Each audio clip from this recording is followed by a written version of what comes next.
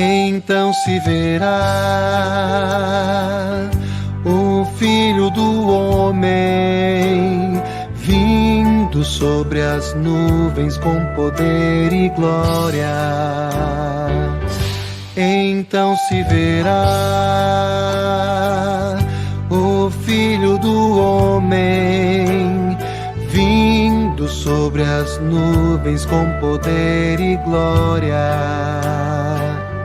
Porque assim como o relâmpago que sai do Oriente se mostra no Ocidente, assim há de ser a vinda do Filho do Homem. Porque assim como o relâmpago que sai do Oriente se mostra no Ocidente, assim há de ser a vinda do Filho do Homem.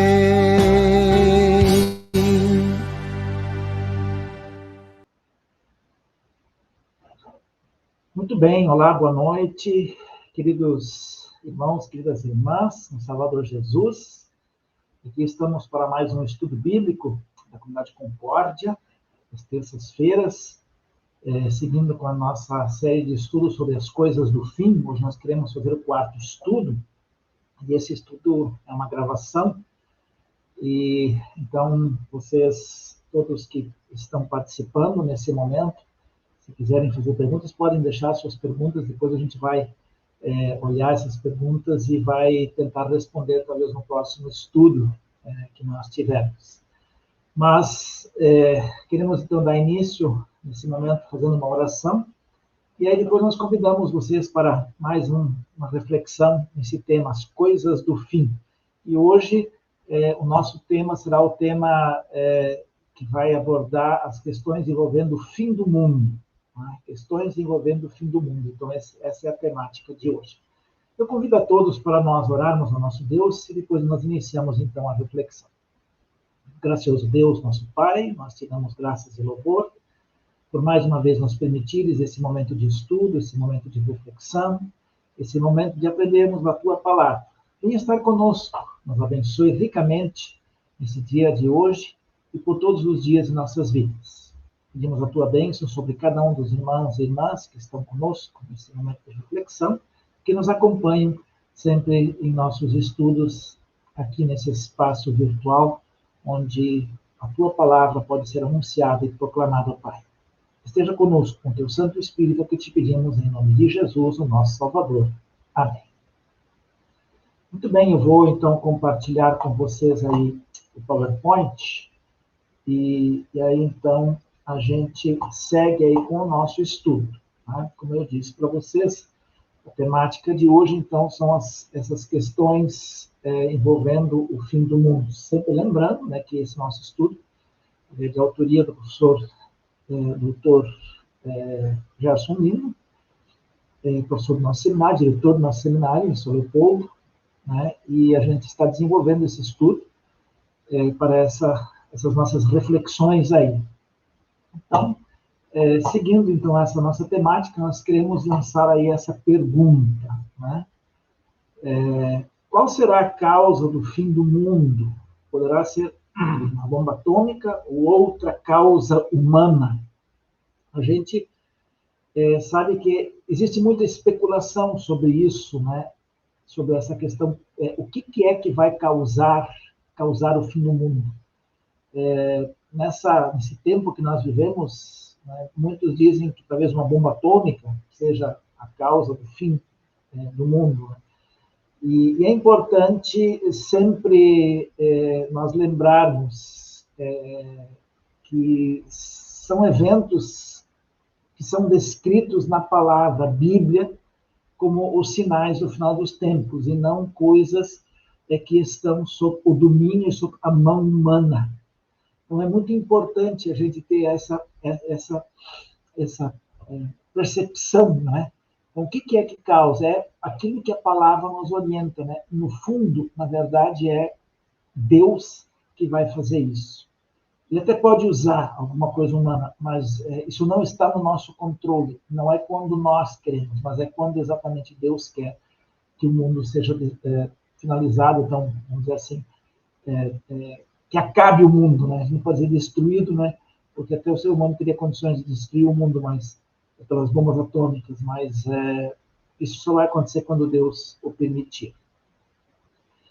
Temos uma palavra aqui em 2 Pedro, capítulo 3, versículo 7, que diz, né, mas os céus e a terra, que agora existem, estão sendo guardados pela mesma ordem de Deus, a fim de serem destruídos pelo fogo. Então, estão sendo guardados para o dia do julgamento e da destruição dos que não querem saber de Deus. Esse texto da palavra em 2 Pedro, no capítulo 3, versículo 7, justamente dá uma dica aqui, que as coisas vão ser destruídas pelo fogo, né? Mas, na verdade, aqui, esse texto de 2 Pedro, ele está fazendo aqui uma descrição da destruição do mundo. Ele começa antes aqui falando da destruição do mundo pelo dilúvio, né? Então, essa lembrança que ele faz nos versículos anteriores aqui, e aí, então, agora ele mostra isso, né?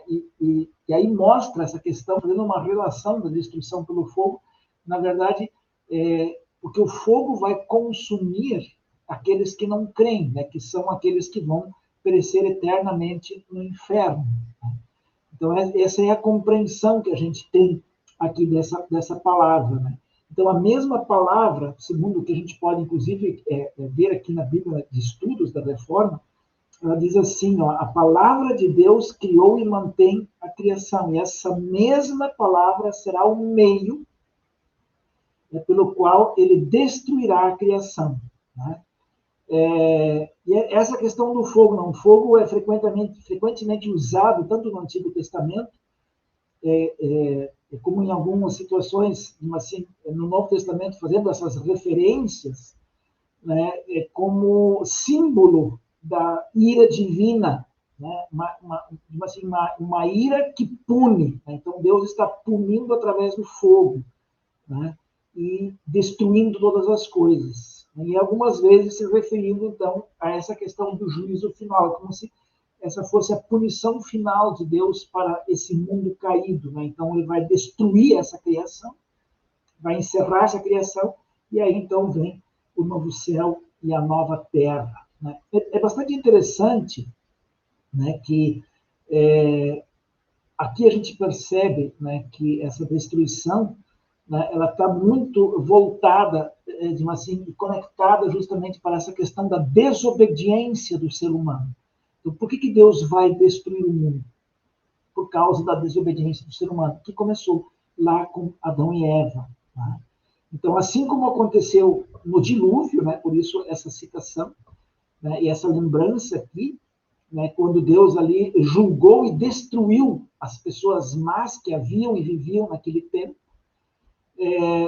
mas salva, por exemplo, Noé, a sua esposa, os seus 3 filhos e as suas 3 noras, né? Então Deus ali salva uma família, né? Assim, a fim desse mundo, o fim desse mundo, né? Desse mundo pós-dilúvio, esse mundo em que nós estamos vivendo, né? Ele será com a volta de Cristo, né? E esse será um tempo de juízo, né? Esse tempo, né, até a vinda de Cristo, será um tempo de juízo para aquelas pessoas que não creem. Lutero, a respeito desse texto aqui, desse versículo 7, ele diz o seguinte, né, quando o último dia irromper, subitamente, num instante, não haverá mais nada, além de fogo. Todas as coisas no céu e sobre a terra serão reduzidos a pó e cinza. Tudo será transformado pelo fogo, assim como a água transformou tudo por ocasião do dilúvio. Deus deixou como sinal o que aconteceu naquele tempo, e assim também o fogo será o sinal de que ele não mente. Tá? Então, isso é o que esse texto nos orienta. Então, essa é a questão da destruição. Como que isso vai acontecer? Então, vai acontecer dessa forma. Deus vai acabar dessa forma com o mundo.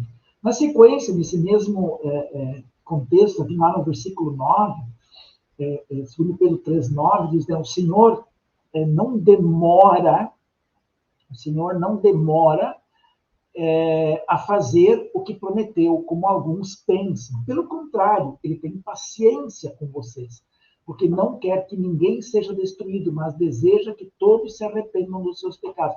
Então, ele está falando aqui, assim, com essa questão desse tempo que Deus está nos dando, para que nós tenhamos essa oportunidade do arrependimento. Né? Então, aqui, ó, fazendo esse destaque, né? Deus deseja que todos se arrependam dos seus pecados. Esse é o tempo que Deus está nos dando, assim como ele deu um tempo também lá na destruição do mundo, no tempo de Noé. Né?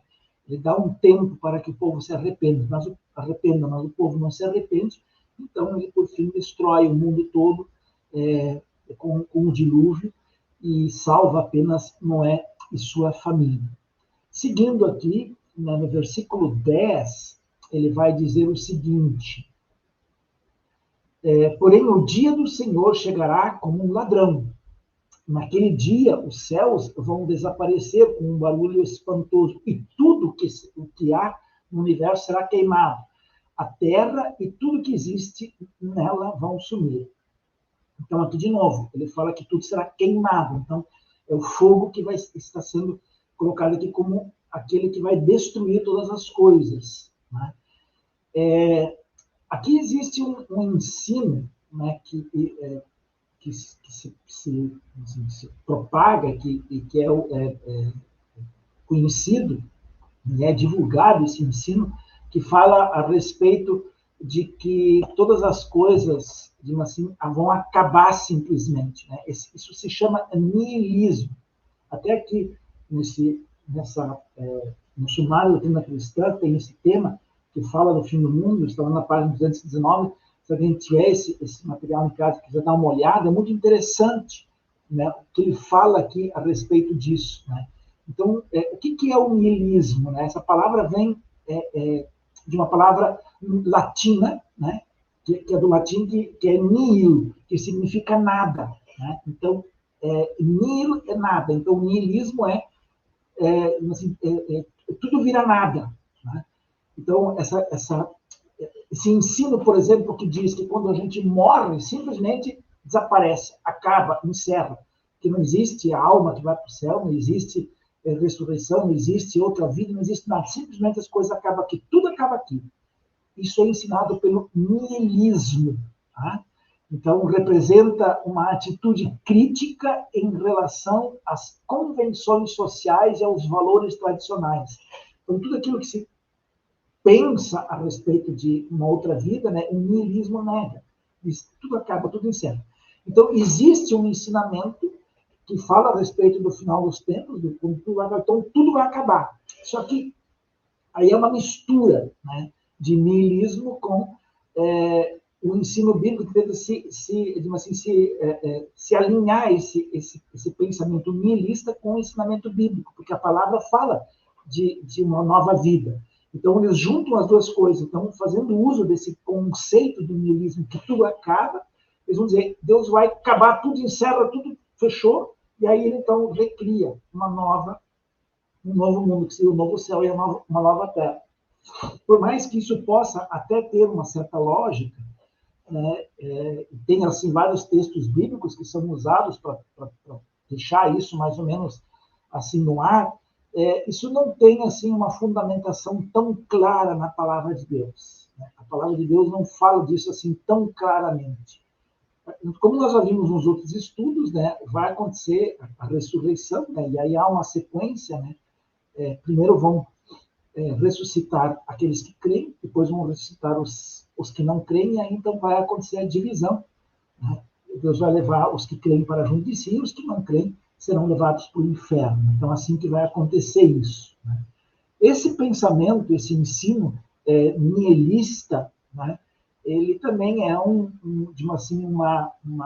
concepção filosófica, né, que perpassa, assim, que faz parte de muitos ensinos, conceitos do mundo. Nietzsche, por exemplo, é um que ensina e fala a respeito e defende o niilismo, né? Então, isso é muito comum, a gente ouve muito a respeito disso. Então, também a respeito do final dos tempos, nós temos algumas coisas que falam a respeito disso. Tá? Então, é importante a gente ter isso muito claro. Mas, como diz o texto, né, tudo será queimado, tudo será destruído pelo fogo. Então, as pessoas terão uma grande surpresa com a vinda de Cristo.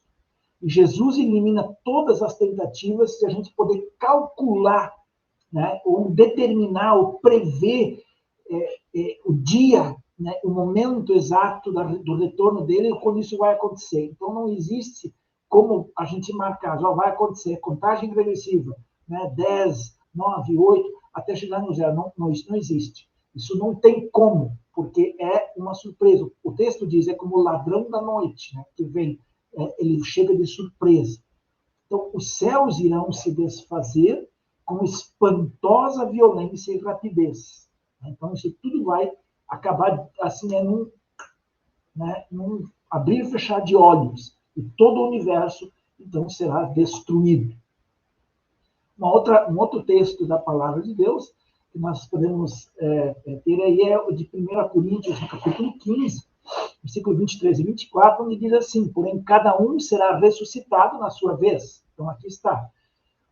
Cristo, o primeiro de todos, né? Esse é assim, a premissa dos que dormem, é o primeiro que vai ressuscitar. Depois, os que são de Cristo, aqueles que creem, quando ele vier. E então virá o fim. Né? Cristo destruirá todos os governos espirituais, todas as autoridades e poderes e entregará o reino a Deus, o Pai. Então, assim que vai acontecer. Ressuscita todo mundo, destrói aquilo que está tudo aqui, e aí as pessoas ressuscitadas vão ser entregues ao Pai. Né? Então, aqueles que morreram crendo no Senhor vão ressuscitar primeiro. Essa é a colocação. Né? E aí a destruição de todas as coisas. Então, isso é o que o texto aqui de 1 Coríntios nos ensina. Né? Um outro texto também, no contexto de Isaías, né? Lembrando que o Isaías é um profeta que fala para o povo quando ele está no exílio, né? O povo que está preso. E aí, no exílio, então, um povo escravizado que tem saudades de casa e quer voltar para casa.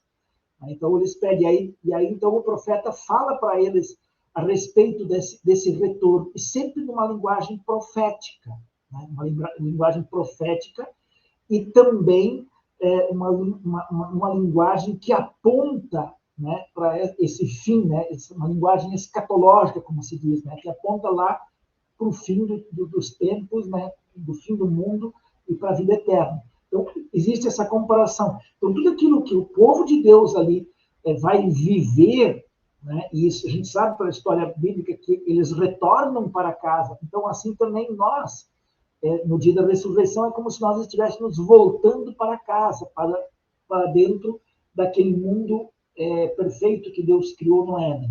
Né? Então, aqui o profeta diz assim, naquele dia o Senhor Todo-Poderoso vai humilhar todos os orgulhosos e vaidosos, todos os que pensam que são importantes. Naquele dia os orgulhosos serão humilhados e os vaidosos serão rebaixados. Somente o Senhor receberá os mais altos louvores. Né? Então, Isaías, nessa palavra profética, ele está falando ao povo que havia rejeitado a palavra de Deus. Então, eles serão destruídos. Aqueles que rejeitam a palavra vão ser destruídos. Então, Judá não escapará da punição. E aqui, insistindo em afirmar que Deus preserva o seu povo escolhido. Então, o que eles tinham em mente? Eles achavam assim, que eles estavam livres de qualquer destruição, porque Deus, como eles são o povo escolhido, Deus, de qualquer forma, vai preservá-los. E não é isso. Né? Deus preserva aqueles que creem, aqueles que têm a fé e a confiança no seu amoroso e gracioso perdão. Tá? Então, não é assim que, se eu sou filho de Deus, então não importa. Por exemplo, eu sou batizado, eu sou então um filho de Deus. Então, não importa o meu comportamento, não importa o tipo de vida que eu levo, não importa do jeito que eu seja. Eu fui batizado, eu vou ser salvo. Deus vai dar um jeito nisso. Não é assim que funciona. Quer dizer, aquilo que eu recebi, a fé que eu recebi, que me salva no dia do batismo, no meu dia a dia, ela se coloca em prática. E esse viver na prática a minha fé é que vai mostrar que eu continuo crendo nessa mensagem de esperança e de salvação no perdão de Cristo. E se eu creio nisso quando Jesus voltar, então eu serei salvo. Agora, se a minha vida não condiz com essa fé que eu recebi no dia do meu batismo, mas contraria, é uma vida que vive, digamos assim, contra essa fé, assim, dando um mau testemunho dessa fé, então eu sou uma pessoa má.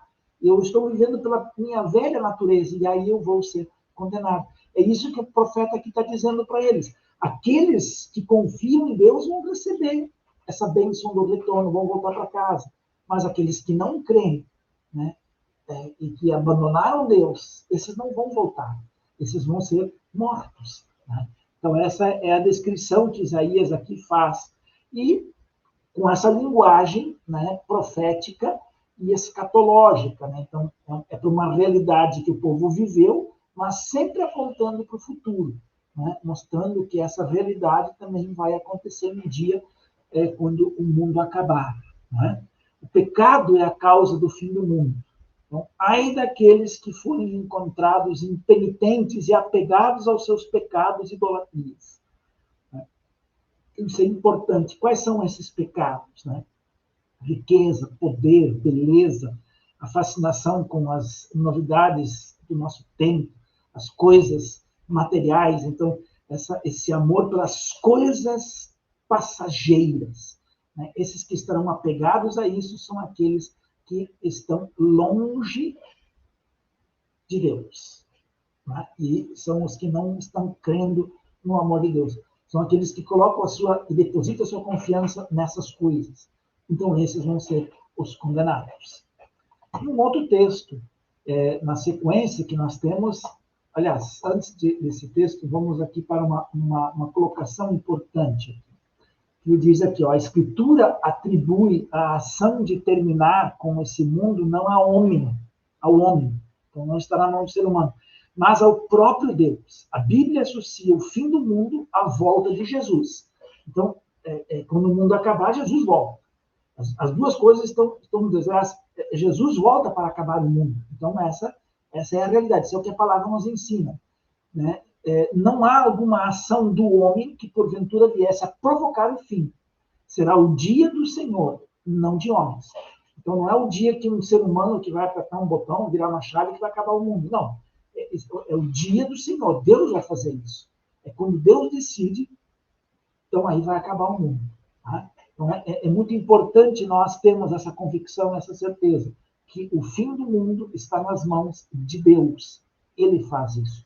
Ele tem o poder para fazer isso. Então, não é o ser humano, só Deus que pode fazer isso. E nós vamos para uma outra pergunta importante aqui, para nós seguirmos olhando aqui alguns textos. Né? O mundo será destruído ou transformado? Né? Então, são eventos que são descritos na palavra, Bíblia, como sinais do fim dos tempos. Né? Então, as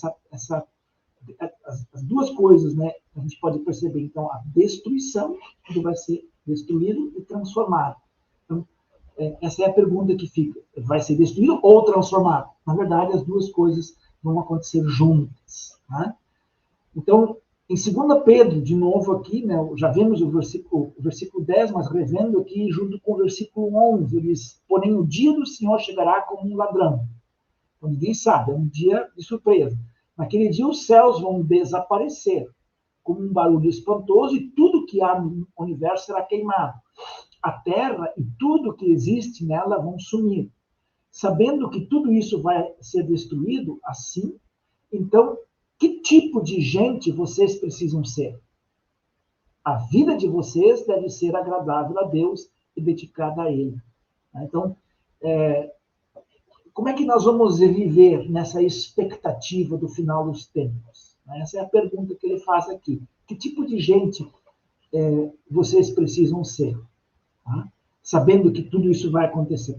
Como é que nós vamos então nos portar? Como é que nós vamos nos comportar como filhos de Deus? Ele diz, a vida de vocês deve ser agradável a Deus e dedicada a Ele. Como é que a minha vida é agradável a Deus e dedicada a Ele? Ela só será possível na medida que eu confio, né, plenamente no amor e na graça de Deus, porque só Ele pode me fazer viver dessa forma. Então, a vida de vocês, ela deve ser agradável, é o que ele está colocando ali, né? E dedicada a Deus. Então, esse é o ponto que ele está colocando aqui. Então, desculpa aí, eu acho que eu não havia colocado para frente o versículo aqui para vocês verem, né? Então, esse é o versículo aqui que nós lemos, né? Então, porém, o dia do Senhor, né? Só retomando aqui de novo, o dia do Senhor chegará como um ladrão, e naquele dia os céus vão desaparecer como um barulho espantoso, e tudo que há no universo será queimado, né? A terra e tudo o que existe nela vão sumir, sabendo que tudo isso vai acontecer, aliás, tudo isso vai ser destruído assim. Então, que tipo de gente vocês precisam ser? A vida de vocês deve ser agradável a Deus e dedicada a Ele. Muito bem, seguindo adiante, agora mais 2 versículos, um aqui, que é de Lucas. O evangelista Lucas, ele diz lá, o céu e a terra desaparecerão, mas as minhas palavras ficarão para sempre. Então, o que permanece eternamente? É a palavra de Deus, o que ele nos ensina a respeito da outra vida, né? Então, nós podemos ver aqui Jesus afirmando a sua presença e permanência eterna, né? É o verdadeiro Deus e verdadeiro homem, o Deus eterno e poderoso que permanecerá depois de que todo o universo se desfizer. Quando todas as coisas acabarem, ele vai ficar.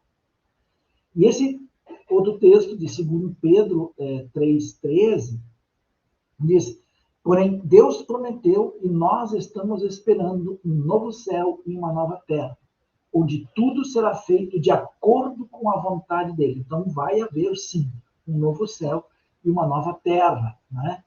Então, esse novo céu e a nova terra terão início quando Cristo retornar. Então, esse novo céu e nova terra só quando Cristo volta.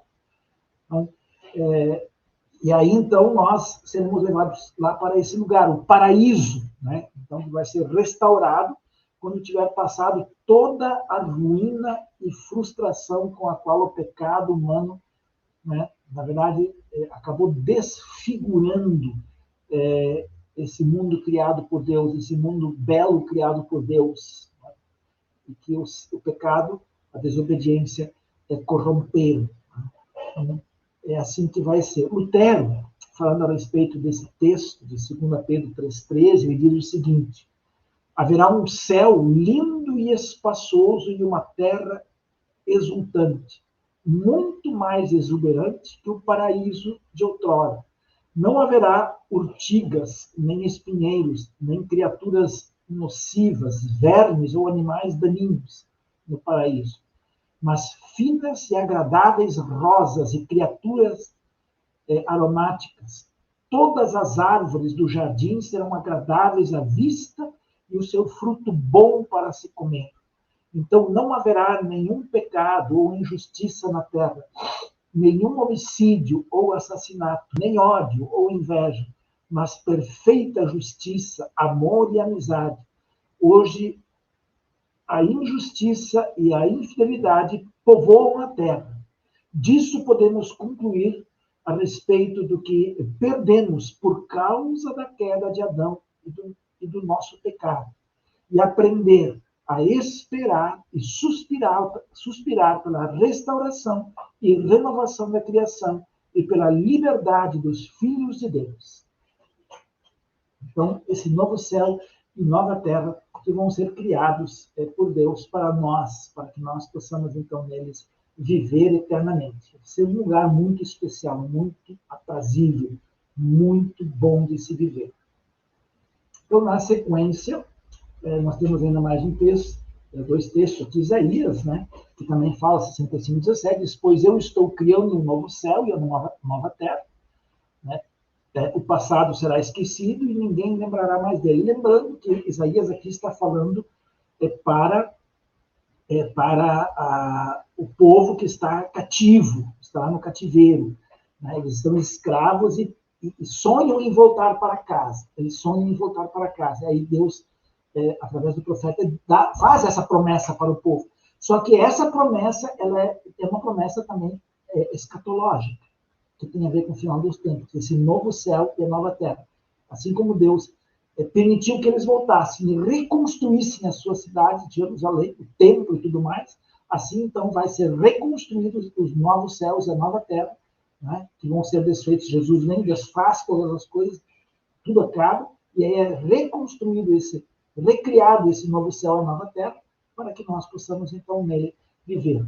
É o que nós vemos aqui na palavra. E em Apocalipse 21 também diz, né? Então vi um novo céu e uma nova terra, aqui João já falando, com esse olhar para dentro do paraíso, né? Para esse olhar, assim, escatológico, né? Para o fim, né?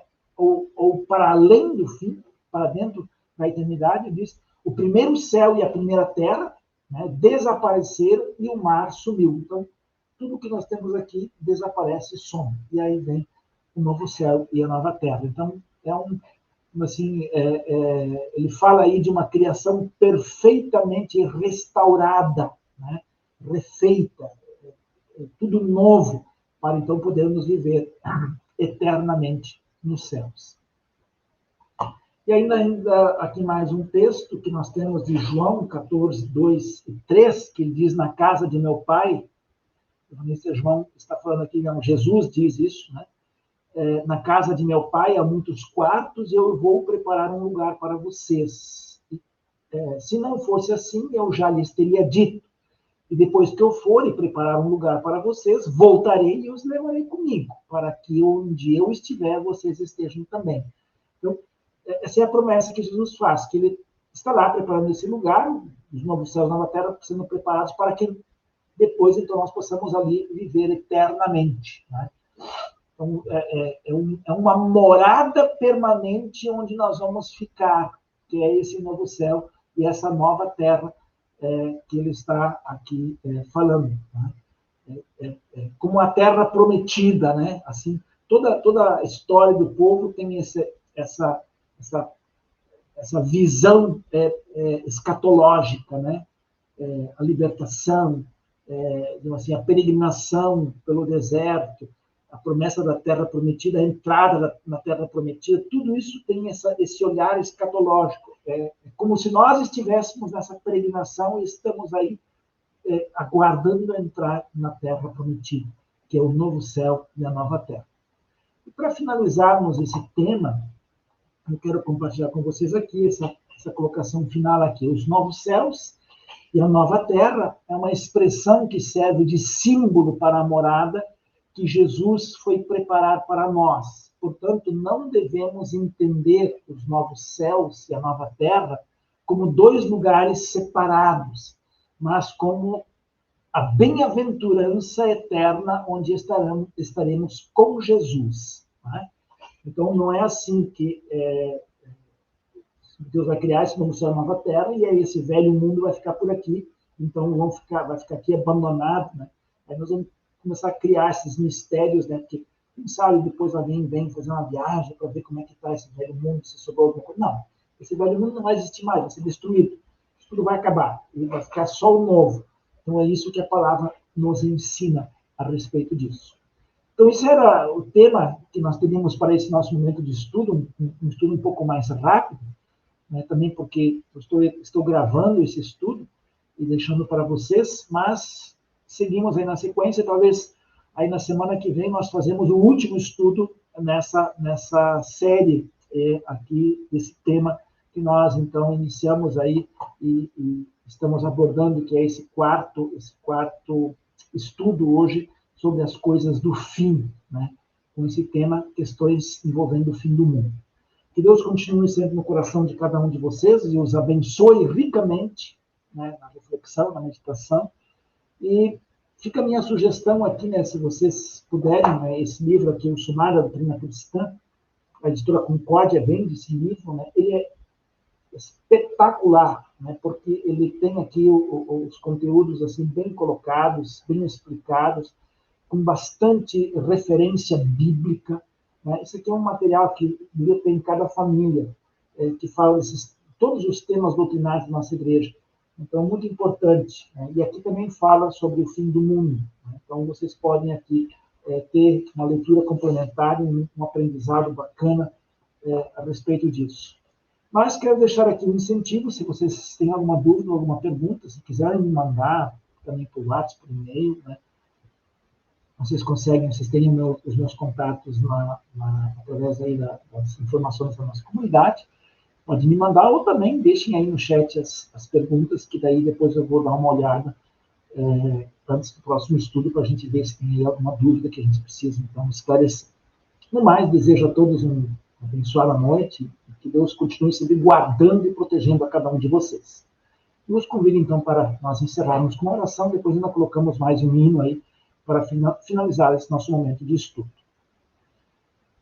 Bondoso Deus, nosso Pai, nós te louvamos e damos graças porque nos acompanhas todos os dias e nos abençoas sempre com o ensino da tua palavra, nos dando sempre essa esperança e certeza de que o novo céu e a nova terra estão preparados para nós, um lugar onde nós vamos viver eternamente contigo depois do fim do mundo. Enquanto estamos aqui nesse mundo, ó Pai, permita que nós possamos viver nessa esperança e testemunhá-la a todas as pessoas. Que todos possam conhecer a tua graça e o teu amor, o perdão dos pecados, através do qual nós temos acesso a esse novo céu e a nova terra. Cuida de nós nesse dia e por todos os nossos dias. Também pedimos o teu cuidado e a tua bênção, especialmente sobre aqueles que estão enfermos. Cuida carinhosamente de cada um deles, tu conheces todos eles, sabes as necessidades particulares. Ser presente na vida deles, especialmente aqueles que estão internados em hospitais. Consola, ajuda e, segundo a tua santa vontade, dá o restabelecimento que precisam, para que por isso possam te dar graças e louvor todos os dias. Cuida de nós, hoje e sempre é o que te pedimos, em nome de Jesus, o nosso Salvador. Amém. Que Deus esteja com vocês, hoje e sempre. Eu vou, então, aqui remover aqui o nosso PowerPoint. Vamos, então, colocar uma música aqui para encerrar o nosso momento de estudo. Deus abençoe e guarde vocês.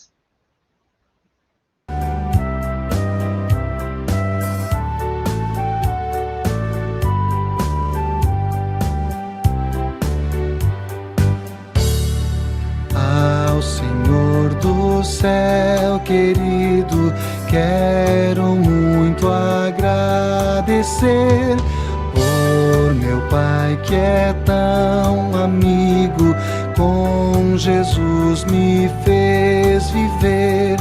Obrigado, obrigado pelo seu imenso amor. Obrigado, obrigado por Jesus, meu Salvador. Com papai eu tenho andado no caminho do Senhor, pois o meu Jesus amado nos uniu em seu amor. Obrigado, obrigado pelo seu imenso amor. Obrigado, obrigado por Jesus, meu Salvador.